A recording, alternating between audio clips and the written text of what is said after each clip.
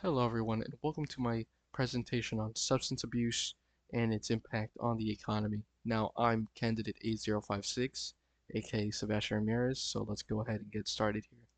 Now, what is substance abuse? Now, substance abuse, according to the American Psychological Association, claims to be a pattern of compulsive substance use marked by a recurrent, significant social, occupational, legal, or interpersonal adverse consequences with 9 associated drug classes, that being alcohol, amphetamines, cannabis, cocaine, hallucinogens, inhalants, opioids, phencyclidines, and sedatives, as well as hypnotics or anxiolytics. Let's go ahead and go to the next slide here. Now, why is this such an issue for the economy in Florida? Now, the reason substance abuse is such a problem, specifically in Florida, is that the consequences of it take away a lot of money from the state's wallet. Things like healthcare, where victims of substance abuse have to be taken into the hospital and be treated for causes like alcohol poisoning, where a victim might need an entirely new liver due to their existing one dying from the excess of alcohol being processed constantly in their body every day, which in turn causes liver failure, most, if not all the time, being fatal. Substance abuse could also come at the cost of crimes due to large drug operations being done to traffic illegal substances like weed all over the state under the law's radar. In turn, it could also change the way employees for certain businesses work. Employees dealing with addictions like drinking, smoking, or taking non-prescribed drugs can throw them off physically, disorienting them or impeding with motor functions and hand-eye coordination, as well as mentally slowing them down to a more vulnerable state. The U.S. Centers for Disease Control and Prevention, aka the CDC, claimed that there was a rise in workplace deaths due to unintentional overdose from the non-medical use of drugs, increasing by almost 500% from 2012 to 2020. It is relevant because of the fact that the article posted on the CDC's website was posted in 2024, which is fairly recent, thus substance abuse making an effect on the livelihood and productivity of how jobs are done even more, and as a chain reaction, impacting the state's economy. Now, how is this an economic issue for the rest of the world? This could branch out to the global economy, affecting other places around the world like Europe.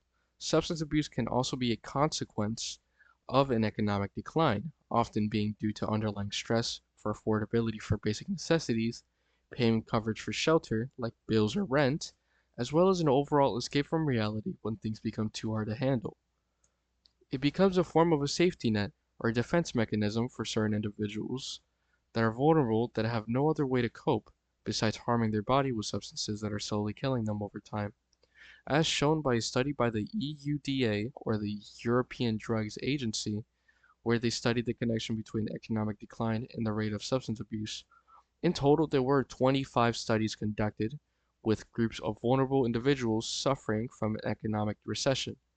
As it turns out, 18 of those 25 studies showed that individuals dealing with the stress of an economic recession responded with such a financial burden with the use of illegal drugs or other harmful substances to cope. Now, the possible solution state-wise would be to offer more accessible methods of rehabilitation for these individuals that are suffering from these addictions, like therapy. Having a chance for victims to communicate with each other and push each other to become clean, staying away from harmful substances, causing them to become better people is a far better outcome than having to wander the streets, possibly succumbing to the harmful drugs. All some people need is a good ear to listen to, and the rest of it just kind of connects like a puzzle. This in turn allows for people to gain job opportunities due to them not focusing on substances, but instead improving their life and getting it back on track. But it also benefits businesses by employing more people into the workforce, increasing productivity, as well as improving the economy. Now, as for a global solution, certain foreign countries like Canada, France, Sweden, and Japan offer forms of universal health care, allowing others to already gain the treatment and therapy that they need. So instead, I think it would be a better alternative for these countries to also offer other forms of ways to help people get back into society, whether it offers a temporary place of shelter to those who can't afford to rent or buy their own, food coupons or stamps so people don't go hungry, as well as government checks or stipends so they can afford better clothes. A better image often helps people pursue occupations that pay well, therefore taking them out of poverty, or perhaps having those more fortunate donate old clothes to them, to those less financially stable. Now, this is the end of my presentation. However, I will be showcasing my bibliography on the next slide along with the reason of credibility of said sources in case needed be. So here is my bibliography with all the sources. Thank you so much for your time, and I hope you have a good rest of your day.